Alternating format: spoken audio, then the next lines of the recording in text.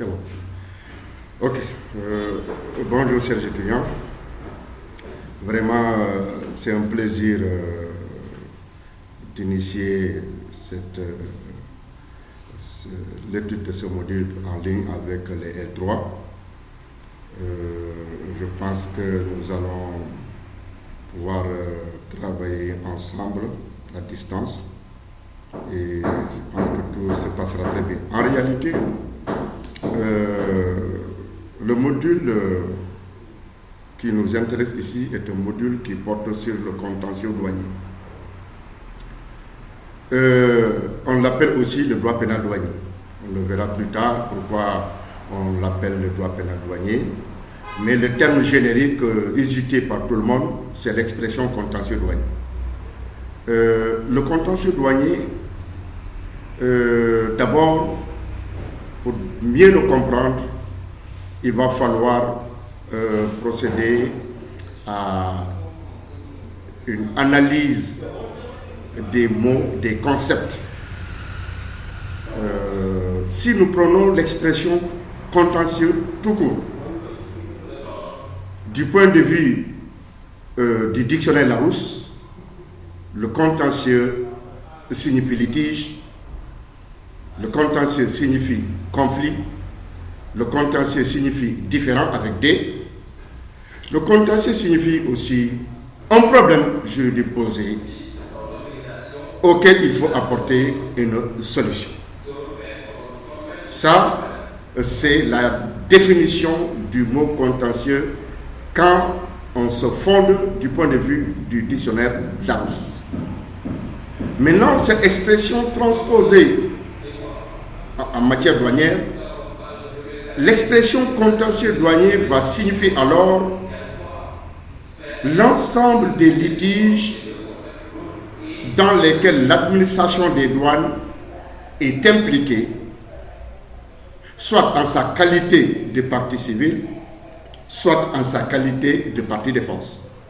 Plus tard, nous reviendrons d'ailleurs sur ces notions de partie civile, sur ces notions de partie défense, parce que vous savez que le contentieux, dans tous les domaines, doit aboutir au tribunal.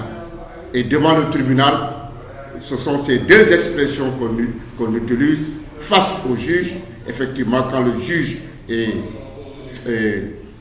en face d'un procès, les protagonistes qui sont partis voir le juge, les parties en conflit qui sont partis voir le juge, l'une est appelée partie civile, l'autre est appelée partie défense. La partie civile étant celle qui a introduit l'action en justice et la partie défense étant celle qu'on a attaquée, autrement dit l'accusé. Mais nous reviendrons plus tard sur ces notions. Revenons un peu. Nous avons dit que l'expression contentieux douanier, de manière générale, au sens lato sensu, peut être définie comme étant l'ensemble des contestations dans lesquelles l'administration des douanes est impliquée, soit en sa qualité de partie civile, soit en sa qualité de partie défense. Mais une analyse beaucoup plus approfondie de la notion de contentieux douanier nous montrera que le contenu recouvre en réalité trois catégories de contentieux douanier. La première catégorie, c'est le contentieux administratif douanier. La deuxième catégorie, c'est le contentieux civil douanier. Et la troisième et dernière catégorie, c'est le contentieux répressif douanier. Nous verrons le contenu de chacune de ces catégories de contentieux. Mais en réalité, parmi ces trois catégories de contentieux douanier, celle qui nous intéresse dans le cadre de l'une de ce module, c'est en réalité le contentieux répressif douanier. Nous l'expliquerons pourquoi. Donc, concernant les deux premières catégories de contentieux douanier, à savoir le contentieux administratif douanier et le contentieux civil douanier, nous ferons peut-être un bref survol pour attirer l'attention des étudiants sur le contenu de ces deux catégories de contentieux douaniers au passage. Donc, nous allons commencer d'abord par le contentieux administratif douanier. Le contentieux administratif douanier est défini comme étant un litige dans lequel l'administration des douanes voit sa responsabilité engagée parce qu'un de ses agents, dans l'exercice de ses fonctions, a commis une faute contre un tiers, autrement dit une tierce personne, une faute dans laquelle l'administration doit voir sa responsabilité engagée. Mais il faut noter que ce type de responsabilité qui s'applique ici à l'administration des douanes est appelé en droit responsabilité du fait d'autrui. À côté de cette responsabilité du fait d'autrui, nous avons deux types de responsabilités, à savoir la responsabilité personnelle, la responsabilité du fait des choses dont on a la maîtrise, la responsabilité du fait des animaux dont on a la garde. Donc, à côté de la responsabilité du fait d'autrui, nous avons trois autres catégories de responsabilité.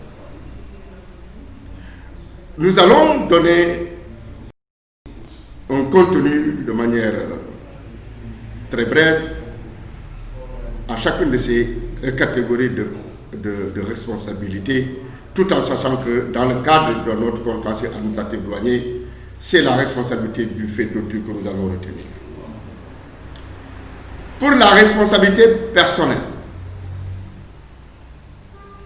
elle est définie comme étant une situation dans laquelle une personne voit sa responsabilité engagée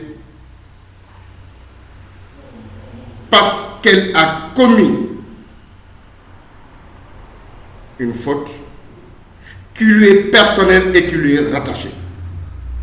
Autrement dit, il s'agit d'actes ou de faits constitutifs de faute et rattachables à une personne bien déterminée. Par exemple, au cours d'une bagarre, un des protagonistes assène un coup de poing à son adversaire en le défigurant, autrement dit en le blessant. Et là, vous voyez que dans ce dommage que la victime a subi, il y a un auteur bien déterminé dont l'acte a été constitutif d'une faute. Et cette faute-là, vous voyez très bien, elle n'implique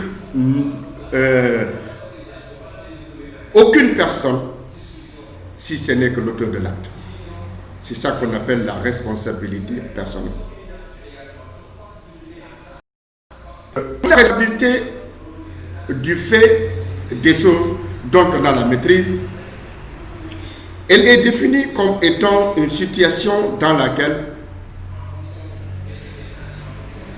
une personne voit sa responsabilité engagée parce que la chose dont elle a la maîtrise a causé un dommage à un tiers. Et là, vous voyez que, en réalité, la personne incriminée n'est pas directement, autrement dit, c'est pas lui qui est en contact avec le dommage, mais c'est plutôt un objet dont l'auteur a la maîtrise, et c'est cet objet-là qui a causé un dommage. Maintenant, la loi considère que d'autant plus que l'objet à l'origine du dommage ne peut pas agir par lui-même. Donc on va engager la personne ou bien l'auteur qui a la maîtrise de l'objet. C'est pourquoi on parle de la responsabilité du fait des choses dont on a la maîtrise. L'exemple type, c'est lorsque, en pleine circulation, un automobiliste renverse un piéton.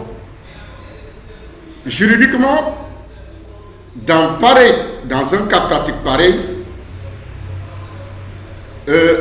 on dira qui a blessé le piéton à la suite de son renversement par le véhicule. La réponse, c'est que c'est le véhicule qui a blessé le piéton. Mais une autre question va se poser alors, c'est celle de savoir est-ce que le véhicule à lui tout seul peut bouger, autrement dit peut circuler? Non, la réponse est non. Donc, on dira que l'automobiliste, le conducteur, dans cet accident au cours duquel un piéton a été renversé, on dira que l'automobiliste verra sa responsabilité engagée sur la base de ce qu'on appelle la responsabilité du fait des choses dont on a la maîtrise, parce que c'est le conducteur qui a la maîtrise du véhicule. Et là, en justice, les arguments qu'il faut avancer concernant la partie civile, il faut bien cibler le fait juridique et aussi bien cibler le texte de loi sur lequel la partie civile se fonde pour porter ses accusations. Et c'est important. Parce que le texte de loi que la partie civile va utiliser pour fonder ses accusations est important. Parce que si le texte de loi est mal choisi, la partie civile risque de passer à côté, autrement dit, risque de perdre son procès, même si par ailleurs, il a raison dans les faits. Ça, c'est la responsabilité du fait des choses dont la maîtrise. Maintenant, la troisième catégorie, c'est la responsabilité du fait des animaux dont on a la garde. Là, c'est plus facile. Si la responsabilité des animaux dont on a la garde, il faut le préciser, il s'agit des animaux domestiques. On ne parlera pas ici d'animaux sauvages. Parce que pour les animaux sauvages, juridiquement, le droit les appelle les biens sans maître. Personne n'est propriétaire de ces biens-là. Personne n'est propriétaire de ces animaux-là. Maintenant, concernant les animaux domestiques, effectivement, ils ont leur maître. Maintenant, si vous êtes propriétaire d'un animal domestique qui va causer un tort à un tiers, effectivement, le propriétaire de l'animal verra sa responsabilité engagée sur la base de ce qu'on appelle la responsabilité du fait des animaux dont on a la garde. C'est un conflit souvent fréquent entre éleveurs et agriculteurs. Quand les animaux des éleveurs vont dévaster, n'est-ce pas, un champ de mil appartenant à un agriculteur. C'est fréquent souvent, n'est-ce pas, entre ces deux couches sociales. Maintenant, ce qui nous intéresse ici, c'est la dernière catégorie de responsabilité que nous appelons la responsabilité du fait d'autrui, qui est l'élément ciblé dans le contentieux administratif douanier. La responsabilité du fait d'autrui peut être définie comme étant une situation dans laquelle une personne voit sa responsabilité engagée parce qu'une autre personne avec qui elle a un lien juridique à causer un dommage à une troisième personne, c'est-à-dire une tierce personne. Vous voyez d'ailleurs que dans la responsabilité du fait d'autrui, on a trois acteurs. Ce qu'on appelle le civilement responsable, on le verra. Ensuite, l'auteur réel de la faute. Et le troisième acteur, c'est la victime qui est victime du dommage. Un dommage causé par ce qu'on appelle l'auteur réel de la faute. Mais les acteurs les plus incriminés dans la responsabilité du fait d'autrui, c'est ce que j'ai dit tantôt. L'un, c'est le civilement responsable, l'autre, c'est l'auteur réel de la faute. Entre ces deux acteurs, il y a un lien juridique dans la définition, on l'a dit. Le lien juridique unissant le civilement responsable et l'auteur réel de la faute peut être un lien de tutorat. Par exemple, lien de tutorat entre employeurs, lien de tutorat entre parents et enfants plutôt. Lien de tutorat entre parents et enfants. Ces liens juridiques entre le civilement responsable et l'auteur réel de la faute peut aussi être un lien de mandat. Par exemple, entre mandant et mandataire, comme c'est le cas de l'ordre de transit en matière douanière. On va voir cela. Ce lien juridique aussi entre le civilement responsable et l'auteur réel de la faute, ce lien juridique peut être un lien de subordination juridique entre l'employeur et l'employé. Ainsi, dans le lien de tutorat, nous allons retenir la responsabilité des parents du fait d'une faute commise par leurs enfants. C'est pourquoi on parle de responsabilité du fait d'autrui. Dans les liens du mandat, nous aurons la responsabilité du mandataire, la responsabilité du mandant du fait d'une faute commise par son mandataire. Dans les liens de subordination juridique, nous aurons la responsabilité de l'employeur du fait d'une faute commise par son employé dans l'exercice de ses fonctions. Donc, vous voyez ces trois cas pratiques, ces trois exemples, nous avons dans chaque responsabilité un lien juridique. Le premier, le lien de tutorat, le deuxième, le lien de mandat, le troisième, le lien de subordination juridique. Alors, pour ce qui concerne l'exemple de la responsabilité du fait d'autrui, nous avons dit que c'est cet exemple-là qu'on retient dans le contentieux administratif douanier, qui est notre première catégorie de contentieux à étudier. Maintenant, nous allons donner un exemple concret dans le domaine de la douane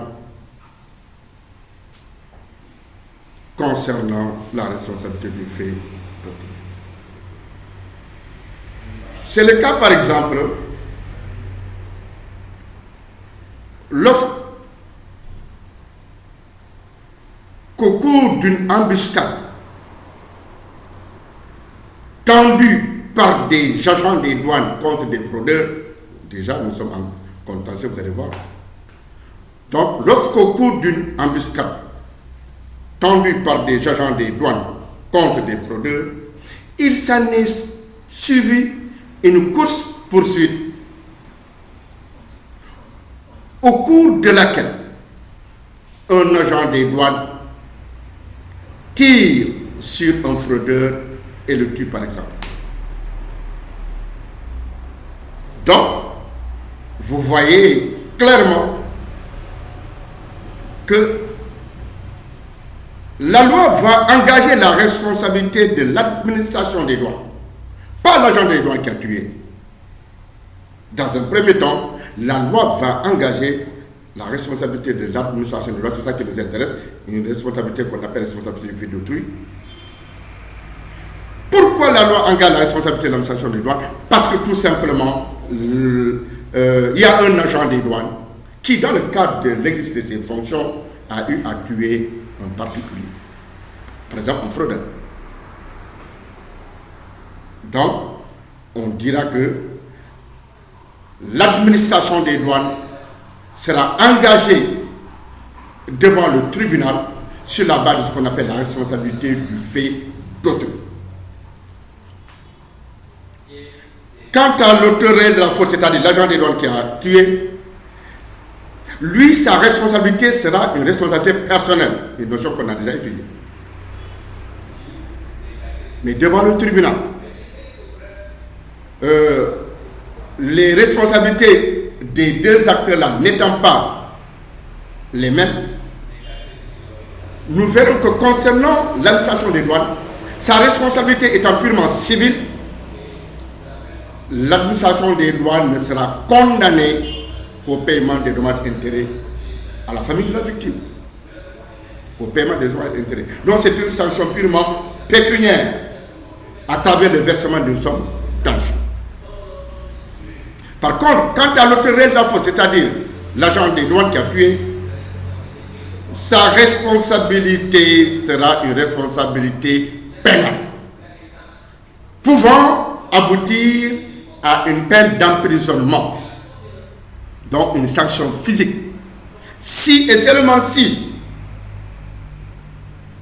la faute commise est qualifiée d'infraction, comme c'est le cas ici, mais aussi si l'agent des douanes ne peut pas bénéficier de la légitime défense. Parce qu'il se pourrait qu'effectivement, au cours de cette embuscade, que l'administration des douanes, que l'agent des douanes soit, n'est-ce pas, dans une situation de cas de force majeure, autrement dit, dans une situation de légitime défense. Donc, chers étudiants, chères étudiantes, voilà pour cette première séance ce que nous avons à nous échanger. Donc, vous avez remarqué que nous avons dégagé 3 catégories de contentieux douaniers, mais en réalité, pour le moment, nous avons ciblé la première catégorie, à savoir le contentieux administratif douanier. Les prochaines séances vont porter respectivement sur le contentieux civil douanier et ensuite le contentieux répressif douanier. Donc, merci beaucoup de votre attention.